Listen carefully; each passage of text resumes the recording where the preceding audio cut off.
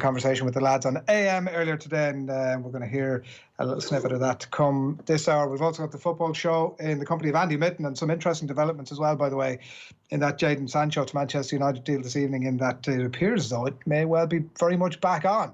Andy Mitten is very much also somebody who will be able to give us the inside scoop, and we'll get that for you in the football show a little bit later, and as well run the rule over all things Manchester United ahead of the start of the new season, as is the case for Liverpool, in the company of Mark Lawrenson. So that's all coming your way just after 9 o'clock. So that's all to come. Do keep your comments coming into us, and a very special item upcoming now for GA supporters everywhere, I think, and indeed beyond. It's 25 years, would you believe, on from Clare being reunited with their missing person bidding awfully in that 1995 All-Ireland hurling final. We're going to reflect on it in the company of two legends, Anthony Daly and Jamesie O'Connor, in just a minute. But first, let's remind ourselves what it was all about. There's been a missing person in Clare for 81 long years. Ger, how in your wildest dreams could you have said on the day of the league defeat, we'll win the Munster Championship? Even though we were beaten, we did play fairly well on that day. It was a Munster Championship type day, and I felt after that we had a great chance of winning the Munster Championship, especially because there was nobody in Munster to compare with that Kilkenny team. Plays it to O'Connor. O'Connor looking for the lead point for Clare. What they did in 93, can they do again in 95? PJ O'Connor draws the loud cheers of the Clare following. His second point. The Munster final this year was the pressure game of the year for us. I mean, if we had been the team who had lost 3 Munster finals in a row, particularly for myself, if I was the person that had captained Clare to lose in 3 Munster finals, I think it would have been very hard to come back again after that. For a lot of us, I think. It's strange for a goalie to take it, but it doesn't matter. I suppose if he scores, they'll be delighted. Number John Commons of the 1986 All-Ireland final. David Fitzgerald, here's the goal chance firing for Clare. He scored! Well, Clare have won it! Clare are the Munster champions! 1932! 1995! They came, they believed, they knew they could conquer, and they've done it! Taking it down here for Fergie Toohey. The star of the Clare half-forward line during the first half. Ollie Baker in there, manfully against Michael Coleman. Runs back towards Fergal Hegarty, has the presence of mind to pick out Anthony Daly. We await the first score of the second half. Conor Clancy, maybe the provider. Nicely inside the Fergie Toohey, towards Gerard Loughlin. At the first point of the first half. Yes, political faces in the crowd here at Croke Park have enjoyed that. The dancers then finishing up with what was appropriately called the friendship set between Offaly and Clare. Did you enjoy that, Gerard? It was good stuff. Marvellous stuff. That's free is swung in there, batted down by the goalkeeper. It's a goal! It's a goal by Emma Trapp! Clare are in front! Here's Marty. Turlock Nan, what you said to your team at half-time? Well, we haven't played as well as we could in the first half. However, we've been against the wind. So now the game is going to be won now in the next 35 minutes, and I've just asked him to give him that last down for Clare for these 35 minutes. You think you're going to do it? We're going to do it. Here's the 65 from Anthony Daly. Where's it going? Over the bar! The captain has put his side in front, and Clare are just about to win. They've won! Clare have won the All-Ireland! What a victory! A tribute to determination and no little craft. Well coached by Gerard Loughlin. He told us at half-time they'd do it. He said they'd win the Munster. They did. Eat your heart out, Biddy Early. Clare have done it by 2 points, 113 to 2-8. Well, today, that person has been found alive and well, and that person's name is Liam McCarthy.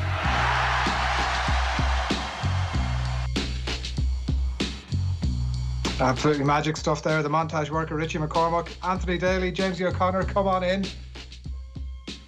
How are you doing? Hi, Adrian. How are you getting on? Good, Adrian. I don't know, I'm not from Clare, I have no connections to Clare at all, and I'm feeling a bit teary-eyed after that. How does it feel, Anthony, listening back to that 25 years on? Yeah, Adrian, sure, it's hard to believe it's 25 years in one way, and then you think of events that have gone on in the 25 years, and you do feel like it's a long time. But yeah, it's still very clear in the memory, I must say, a lot of it. That was one of the things I think we consciously maybe made a bit of a pact that we would remember things like the homecoming, and we weren't going to get off our heads too early in the week, and enjoy the homecoming, take it all in. It might never happen again. Thankfully it did, but it was magic. It's hard to believe, 25 years, Adrian. Yeah. And what's the main thing for you, Anthony? Like, are you nostalgic, content, wistful? Like, what's the main emotion for you this week? I'll tell you the truth, these anniversaries and that just, it is really just that it is in the kind of stockpile, Adrian, that we did what we dreamed about as children, I suppose, that we'd play for Clare and if possible win in All Ireland, and people would have told us we were mad. But thank God enough people maybe believe in the group and we got there. So that's kind of the 25-year thing. We had great plans for the year. We did nearly be over and done with now, as James will tell you. We got free suits, Adrian, and we were going to have a great weekend in Dublin, and we'll have to get free overcoats now if they bring us out in December anyway. So I'd say December is optimistic. Yeah, well, no, I think we will have in All Ireland. So whether there'll be a crowd there to be waving to, but sure, we'll be able to wave to the cameras and stuff. Yeah, exactly. I was actually looking back at the footage earlier. I think it was the Cork team that were out for when you won it that year. Jamesie, what about you? When you think about 95 specifically, what are the main things that jump straight into your mind? Sure, I suppose, Adrian, they were the time of our lives, really. As Daly said, we've been beaten in the two Munster finals, I suppose, in 93 and 94, and if anything, I suppose the Cork game was the first Munster semi-final, and we didn't play particularly well, and I shudder to think that if we'd lost that game, how we'd have possibly gone back to the drawing board, given how hard we trained. I mean, that was a sobering thought, but we managed to get over the line. Frank Lohan made an unbelievable block at the end of the match. I think it was Kevin Murray, Dalo, and obviously Shawnee had broken the collarbone, and we'd subs on, and he won a line ball or forced a line ball, and Fergie Tui, who I've said had no business been anywhere near taking a line ball, landed inside the square, and Baker, who equally had no business been anywhere in there, managed to get on the end of it and put it into the net, and we got out of jail. And I think we felt that back in the third Munster final, we couldn't possibly contemplate losing, and it was Limerick, and maybe they beat us well in 94 and maybe underestimated us, and that's really, I suppose, one of the great memories, because the Munster final was so special a day, and we played so well when we finally maybe got the monkey off our backs, whatever. And I think a lot of credit has to go to Lagnan, Adrian, for not settling for Munster. Do you know what I mean? He sensed that maybe there was more there for us, and tore strips out of us, I'd say, before maybe a week after the Munster final, ahead of the Galway game. There's a famous story, Dale, I'd tell it, about Stephen Mack in the dressing room, been sick before a training session, and Dale, I'd tell it better than I do, but I mean, it was just, to beat Galway in the semi-final and then get to the final. I mean, sure, it was roller coaster, ride or over stuff, and then to go and win it, was beyond our wildest dreams or expectations. So, yeah, hard to believe 25 years have passed, but great memories. And as Dalo said, we had a good weekend planned, and sure, hopefully at some point we'll get the opportunity to get together as a group, because it doesn't happen that often, Yeah, no, absolutely. Well, James, we're going to let you off there and just try and get that line fixed, and we'll come back to you. We'll get you back up and get onto it. But you've teed Anthony up nicely for a yarn about Stephen McNamara that trying to deal with pre-match, was it? Oh, no. It was we'd celebrated well after Munster, Adrian, because we possibly took a bunch of players. That was as good as it's going to get, So training was poor. We were slogging for a couple of nights, and then eventually we were back hurling in Cusack Park, and the match was chronic bad, So the whistle blew, and all into the dressing room, and he absolutely savaged into us. And poor old Stevie Mack had just come into training and had been off work with a sick stomach, and you probably didn't dare ring in to say you missed training, you might try it with work. But he came in and eventually came around to Mac as he savaged us all one by one, and he said he hit him kind of a dig in the stomach and said, "Mac, sick is coming out of Croke Park beaten."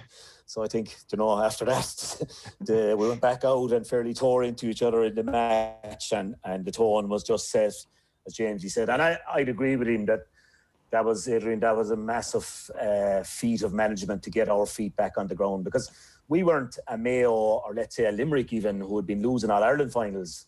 we couldn't win Munster, you know. So for us, the achievement was nearly, we'd bridged a 63-year gap from 32. But to get us back down and say this is a chance and go all the way, that was a great feat of management. And like, even in terms of that then, Anthony, were you talking about that at the start of the year? Like, what was the chat? Was it about winning Munster? As you say, you'd been there a couple of years. Were you fixed on the All-Ireland, or like, yeah, what was the context of that year for you?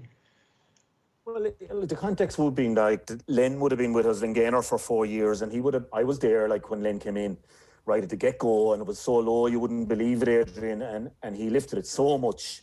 But then I suppose Gerard had come in with him in 94 on the basis that he'd take over in 95, and that happened, and then the training was gone to, just brought in Mike Mack and Tony Considine, and like Mike Mack's physical training was just something we never experienced. Now look, I'm always conscious that there's athletes out there. I think I was listening to a lad yesterday even who had ran 200 kilometres in 24 hours. So look at, which wasn't anything we were used to, I can tell you. You know, running up a hill in Shannon 35 times after maybe doing an hour and a half's body work down in Wolftone's clubhouse, or, you know, so it was different, and it was just focused on game to game, to be honest. There was no great, he was ahead of his time that way, I'd say, Gerard. We topped the league, got into the league final and flopped again, and we disagree about that. Some of the lads reckon that was great because we maybe thought everything was going swarmingly in 95, and that grounded us again. But for me, it was an absolute nightmare. I just thought we were just big day chokers, and it took me a good while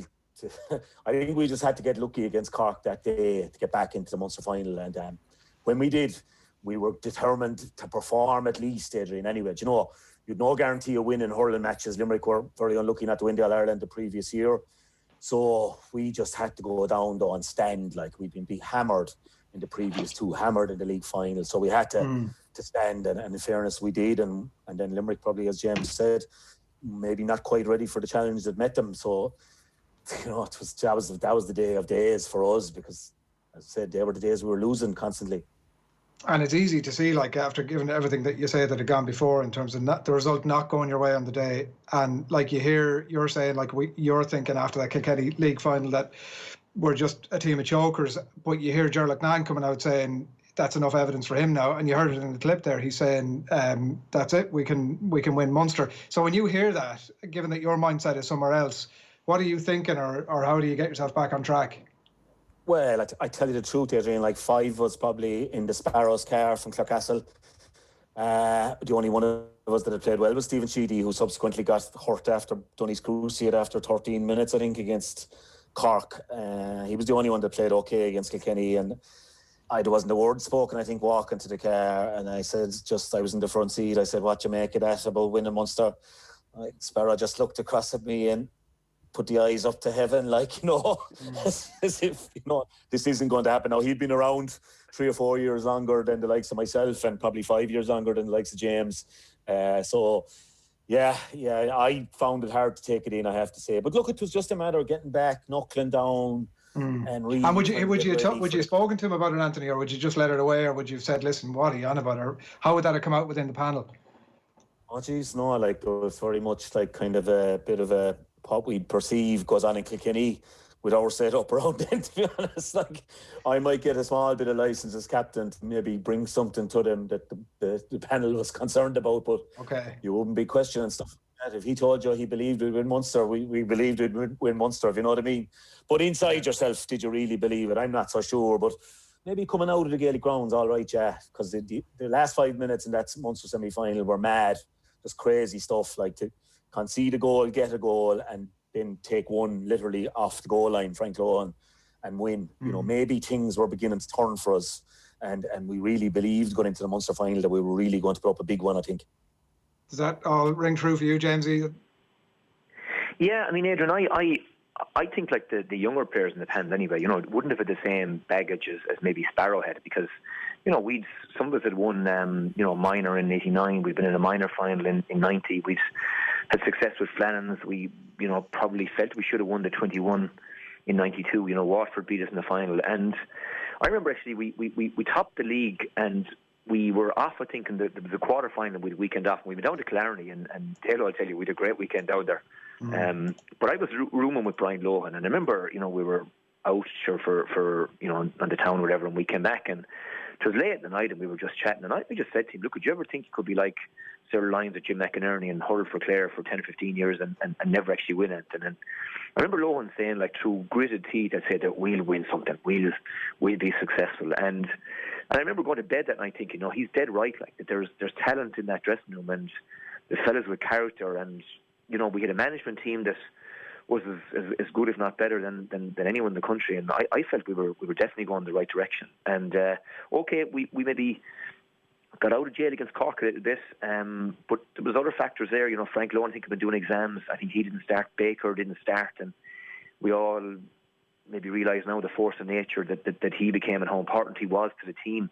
And Stevie Sheehy, as Dalo said, was a loss as well. But Stephen Mack came into the team, and we probably finished maybe with our best 15 on the field against Cork. And I think, as Dalo said, once we got to the Munster final, you couldn't contemplate losing a third, you know, and we were just, I suppose, really maybe our best hurling was ahead of us rather than behind us. And you know, obviously the Munster final, as Dalo said, was set up for us, you know, underdogs, in a great position at half time, and that was really the thing. Like, I mean, remember Lognane's last word before we left the dressing room was no surrender, that we weren't going to balk and lie down. Whatever else we'd go down and we'd die with our boots on. And there was a resolve and I think a resilience gone out in the second half that we were really, there was no step backwards, and we just maybe hurled and expressed ourselves and got on a roll. And as Dalo said, like, that was the special one, because it was 63 years and it was all we'd ever spoken about. And you know, it was the real die-hard Clare supporters in Thurles that they probably outnumbered maybe 3 or 4 to 1 by Limerick. So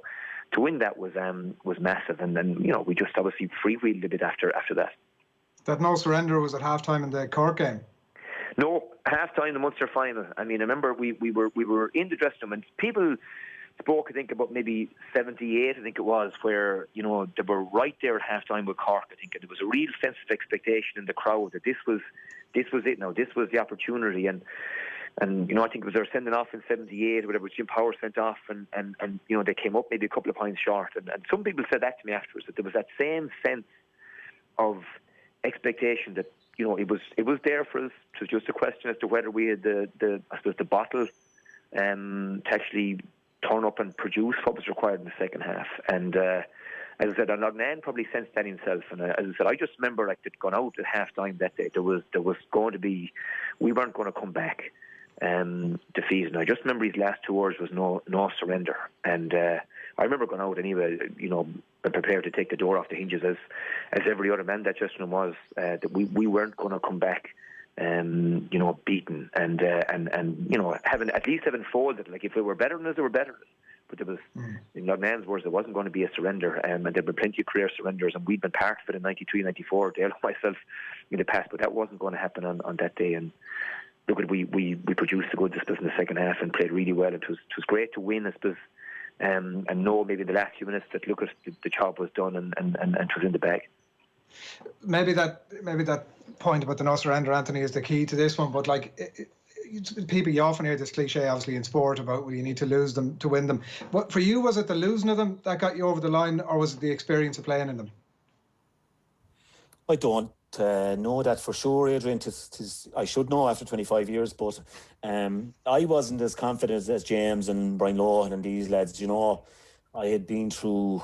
I came in there, you know, in 1989. Like, you know, I was a minor in 87, and terrible few years, like the first few years, you know. So, and I had watched the boys coming. I knew there was talent coming, but I just wondered, would I be around for it nearly at that stage? So, no, I think what helped was that we just felt that we had underachieved and let ourselves and our people down, and that couldn't happen again.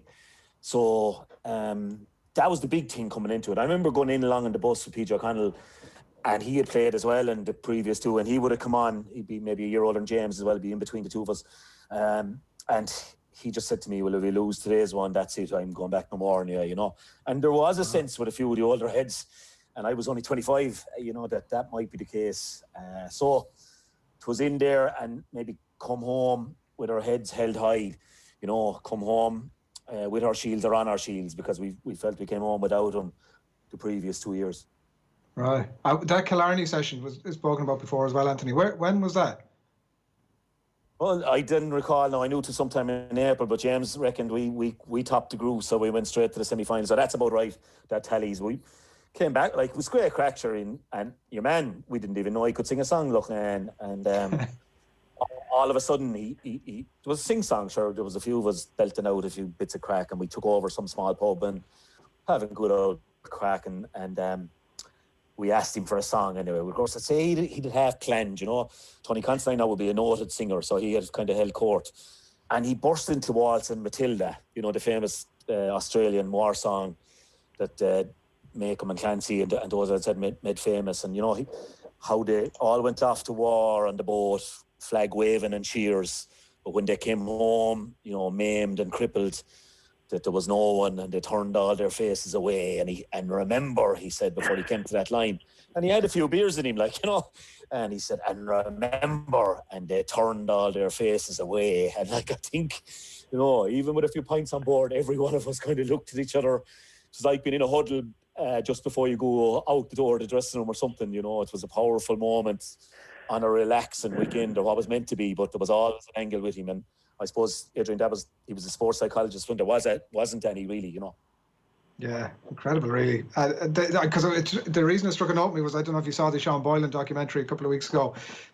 His one was a bit later in the season, obviously, but he brought the 91 4 games against Dublin, and he brought the team over to Scotland on the Raz in the middle of it was after the third game, I think, and then they came back, obviously, and won the fourth game. Not quite the same, Jamesy, but certainly something that, like, because the Anthony mentions about Mike Mack and obviously the very famous sessions that he had, but it wasn't all hard work. No, it wasn't, and I think, look at, you know, all the great managers, and I'd say Cody's the same. You know, the players need to maybe have that release valve, whatever, and get together as a, you know, in a social setting, whatever. And like as Dalo said, 25 years on, Adrian, I still remember it. And literally the hair stood up on the back of your neck, and he had that ability, I suppose, to hold an audience or a room or a group of people in the palm of his hand. And I agree with Dalo. I mean, I think it was half planned. He knew exactly what he was doing. And as Dalo said, like, remember. And, you know, and I'd never heard the song sang the way he sang it. And I mean, it was the way he was able to sing. And you know, that was something I hadn't expected, but it was powerful. And it was, and look at it, maybe, you know, don't want to be bigging it up or overplaying it, but it was just one of those moments that you don't forget. And I suppose as a group, you know, we were tight, and we were getting tighter, and I suppose training hard the way we did under Mac probably brought us closer. But that, I will never forget that weekend. And as I said, the chat with Lohan and that, and I remember actually, Dalo, that the Sunday morning, the Railway Cup was on in Dublin, and I know myself and Brian Lohan were on the panel, because we went to Dublin with Johnny Lee, who was Johnny was a doctor based in Dublin, and look, it obviously couldn't maintain that kind of a commute or whatever, and I think Johnny left the panel. But Johnny brought myself and Lohan to Dublin. I think we might have come down maybe with yourself, maybe and Sparrow or someone else. But that weekend, yeah, I'll never forget it. It was important, I think. And just on Jared, because there's one story that I definitely want to get to that I think might have been before the All-Ireland, and a Jack Charlton encounter that was recounted in a newspaper recently. I would definitely want to come to that at some point and get your take on that. But just on Jared himself, Anthony, before we leave that, because obviously such an important cog, and watching back some of the footage over the last 24 hours, like, it was so obvious the esteem with which, and that doesn't really fully explain it, I don't think, the word esteem, but the respect. But it just in terms of the relationship then inside, it seemed very much as if, from what you're saying, there was a clear delineation between, you know, his style of leadership was, I'm over here and I'm telling you guys the way it's going to go, and you get your stuff together. There was none of this sort of modern day kind of rule by democracy. No, that wouldn't have been the way with him, and I suppose it was of its time too, though. You know, I don't really recall any managers before him, even with Len, like, while he might let you have a bit more of a say, like Ger wasn't. I remember one time suggesting to him, no, this was well after 95, that we might watch the video of the game together or something. There was no video analysis, obviously, and he said, if you want to watch it, Dalo, and watch how bad you were again, he said. So it was after one of the drawing games with Tip or Walford or somebody. So that's the answer I got. So, Adrian, I knew that leave it at that, like, you know. So, yeah. No, that was the way it was. But, like, look at, if you were, you know, he came in, he's first year manager, we win the All-Ireland, like, for the next 4 or 5 years, whatever he told us to do, we were willing to do it without a doubt. Yeah, the Cork game you've touched on there and the importance of it, like it felt, even rewatching the last few minutes of it, Jesus, it felt like such an important moment almost in the history of the story of Clare hurling. Like that, you know, I think, was it Anthony mentioned about Shawnee McMahon? No, it wasn't Shawnee McMahon. Somebody took one from just underneath the post. Shawnee McMahon's going around with was it a dislocated shoulder? And somehow Ollie Baker pops up to knock it home. But like, is it overstating it to say that those few moments were amongst the most crucial and important in the history of Clare hurling? Absolutely, Adrian. And one thing I think as well that was, for me, was important about that day. But Loughnane had been involved with the 21s in '92, and you know, we met a very, very good Waterford team. But we had been Munster minor champions 2 years previously, and we were obviously kind of favourites, and we'd beaten Tip and beaten Limerick, you know, impressively to get there. And on the night, you know, it just didn't happen for us, and they made a lot of positional switches, and it was as if Loughnane himself felt that, you know, he had to be detached and this cool personality on the sideline to be able to watch the game and distance himself from what was going on in the field and make the crucial moves. And there was an element of that, I think, about him maybe prior to the Cork game. But what I remember about the Cork game, and particularly the you know, at half-time, I think, in that game, he was very powerful. You know, I think he said at one stage, the ship has sprung a leak, but it's not going down. And in the second half, what I remember was Loughnane just seemed to be everywhere. He was on the field, you know, you win a free on the field, waving a fist in your face, driving you on. And for me, this is what Loughnane should have been doing 3 or 4 years previously, because you fed off that energy and the force of his personality. And, you know, and he just seemed to be everywhere in the second half of that game. And I think from that point on, he realised that, look, he could, you know, see what was going on, but at the same time, be that presence that maybe, you know, we responded to. And I said, I just remember that was, I think, a transformation in his approach on game day itself. And I think certainly, you know, even if there's, obviously he had words with Shawnee about not going off, even though he'd broken his collarbone, and just, it was nearly force of will that got us over the line that day as much as anything else. And as I said, Adrian, I shudder to think what would have happened given the way we trained and the effort we put in if we'd lost that game by a point. I mean, it would have been fight, and thankfully we didn't. Was there you could have made a sub, or I think it was 3 subs on at the time, wasn't it? I think, and we probably used all 3 at that stage, Dalo. Yeah, that was it, yeah. And he just kind of went up to try and, as he say himself, Shawnee, just try and occupy a Cork corner back. And I think even Eamon Cregan was saying in his commentary that he'd get him out of that corner as the sideline cut was being taken. That he'd put him over to the other side. But luckily enough, Fergie too, he executed the sideline cut. The only one he ever took perfectly. And the rest is history, yeah. But all subs were on, Adrian, at that stage. Yeah, so. It was absolutely incredible. You don't see it now is the thing, obviously, and that's why it probably stands out so much. But we're going to skip forward now significantly, but in the lead into the All-Ireland final then and the Offaly game, and I mentioned a little while ago, Jared had an article in the Star a couple of weeks ago, and I don't know if you saw it, but it was around the time that Jack Charlton passed. I don't know if either you saw that or have recollections of it, or if rather than me butcher, one of you could take it on. I'll leave it to you, Taylor, because I have no recollection whatsoever of that story. Well, to be honest, I only heard about it afterwards as well, Adrian. But what I remember about that morning was we used to fly up. Now, we used to fly up. I mean, this is our second time. The semi-final was the first time. But we flew up early, and what you do is you'd have your breakfast and you would go to bed then for a couple of hours. Now, some fellas found that torturous. Some fellas, I used to share with Ollie Baker, he could go into bed and sleep for 2 hours. You have to wake him for the warm-up. But anyway, the Irish team were staying in the same hotel out at the airport because they were going off to play, I think, a Euro qualifier on the Wednesday night. And coincidentally, they were down in UL doing a training camp the weekend. We beat Cork. So Niall Quinn being a big GA man, and Dennis Irwin being a big Cork man, and Mick Byrne, obviously, the 3 of them just said to Jack, we're going into the match in the Gaelic grounds, or he didn't have a clue about it, I suppose.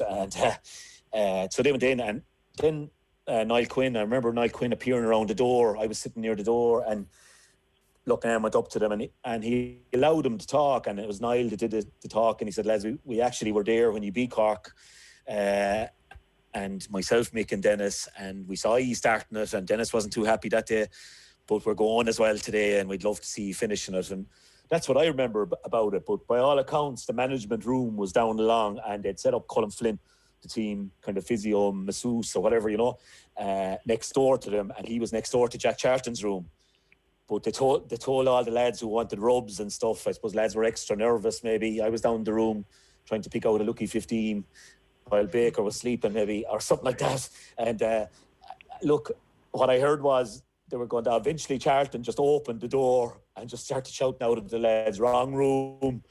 So I literally was oblivious to that as well. Like, that wasn't spoken about in the immediate aftermath, but the management, of course, are very much aware, and the few players that went down were told go down to room, let's say 205, and there was Jack Charlton sitting in front of them. So you can imagine where that was after the previous few years of Irish soccer.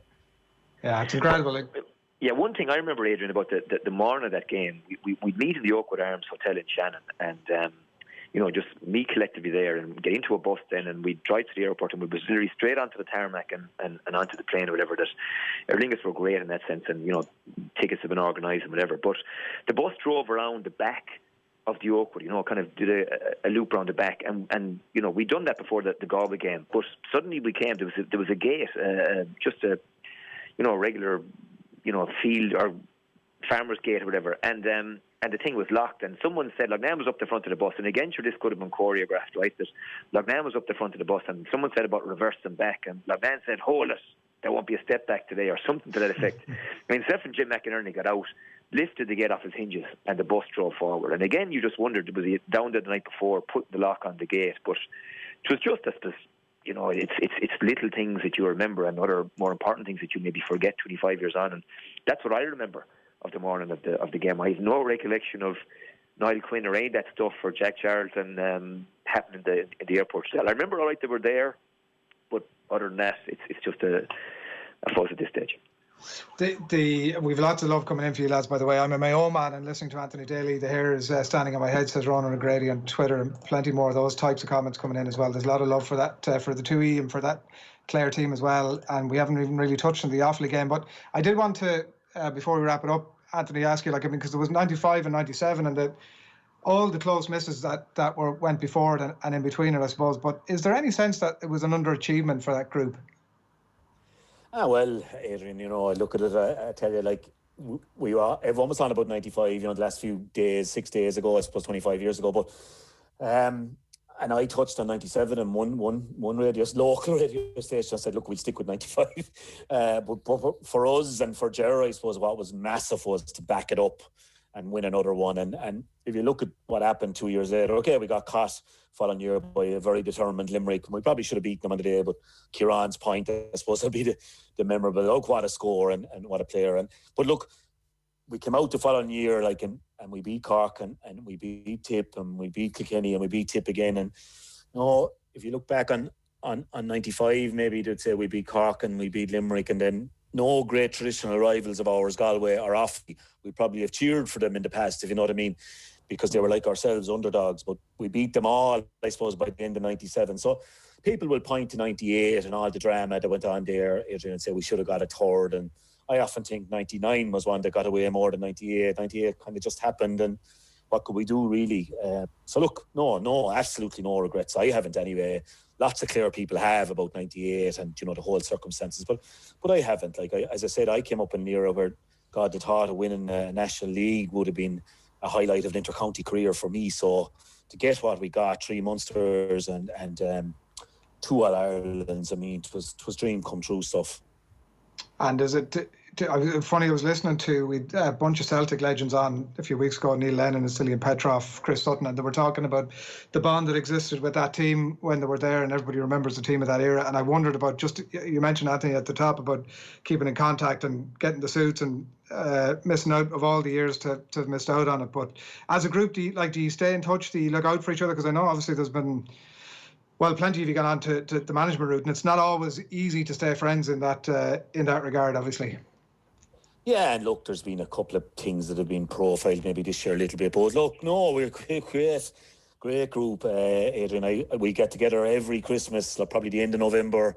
We go off and we play golf, and Jamesie and a few more take the golf serious, and then the evening crew usually land on around dinner time, and we've done nearly every town in Ireland at this stage, so and that has gone on. We used to have a summer one as well, but I suppose fellas were the numbers were dwindling a bit for the summer one because we were all kind of found ourselves involved in various forms of management and things like that. So, we've remained very, very close. And funny enough, we had a few plans this year for maybe a couple of nights in Dublin and maybe a night abroad or something, a night or two, maybe a couple of fundraisers and backing up Brian Lohan and his new management as well, that we could maybe fundraise for them on the back of the 25-year story. And God, like, the meetings were just like as if we were back at square one again, like, you know, it's like the Tuesday morning after the All-Ireland, like, and, you know, so, no, lads are very tight. And yeah, I went over to Mike Mack's pub actually last week on the anniversary for a local radio show for Scariff Bay, and Mike and Jim McInerney and Liam Doyle were there. And sure, you could have stayed all night. Thank God I just drank water and got out of there, because I said it might have been dangerous. But I don't think with the quarantines that are in place at the moment, we could have quite had a full batch of us there together. But brilliant. Every time we meet, it's just like you met him. And you mightn't have met him in a year and a half, you know, but you like as if you met him 10 minutes earlier. Yeah, lads, I could chat for another hour. It's been an absolute pleasure spending the last 30 minutes or so in your company and picking over the events in 1995. There was so much more to talk about, but we've run out of time. Anthony, Jamesy, thanks a million for taking the time. Cheers, Adrian. Thanks, Adrian. The Pat Kenny Show. On tomorrow morning's programme, can't get into medical school? Why not go to Poland? As we think about going to Mars, what is knowable about our universe? The latest news from the vaccine developers with Professor Luke O'Neill, what the poisoning of Alexei Navalny tells